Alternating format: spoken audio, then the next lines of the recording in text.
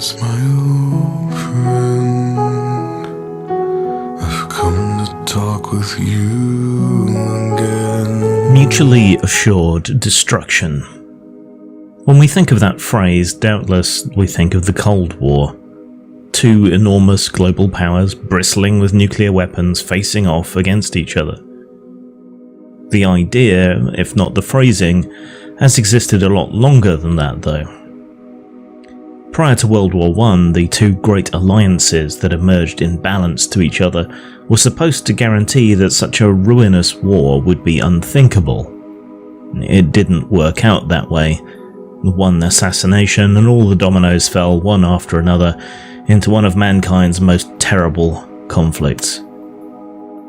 Prior to World War II, it was thought that given the horrors of World War I, nobody would ever want to revisit that. Certainly nobody who remembered it. The policy of appeasement worked on that basis, just give the other side a little and we can avoid such a conflict again.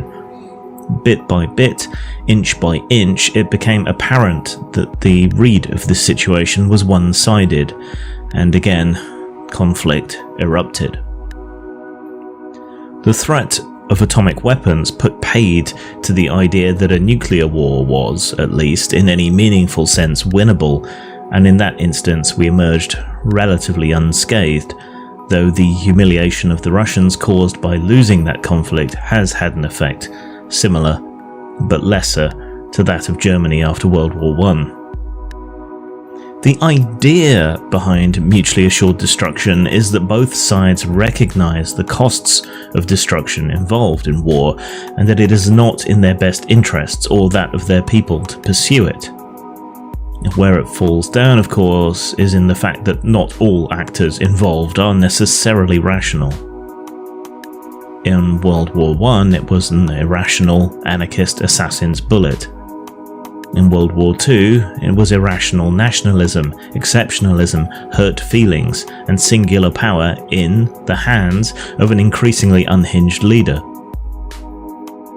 The Cold War would perhaps have gone differently if Stalin had remained alive, but fortunately in that instance it was mostly two rational actors facing off against each other. As access to atomic weapons has increased, the likelihood of localized nuclear war has increased, since unhinged and irrational actors such as Islamic states and North Korea now have access to those weapons. The rational actors are no longer the only ones with access to those weapons. Which brings us in a roundabout way to Brexit.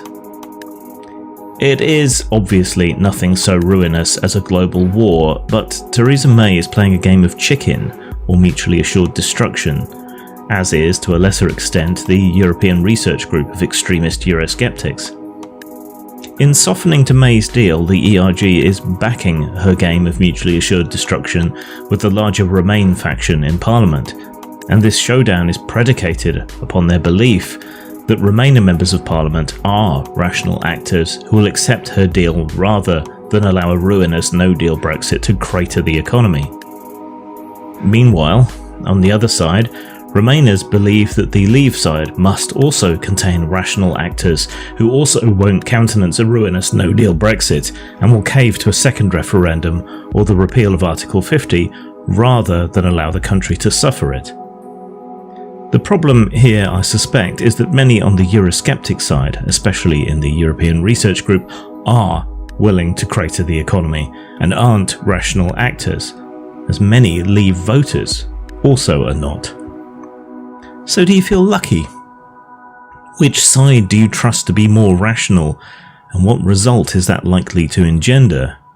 Who is going to blink first? And if the rational actors do blink, won't that mean we end up with an irrational conclusion?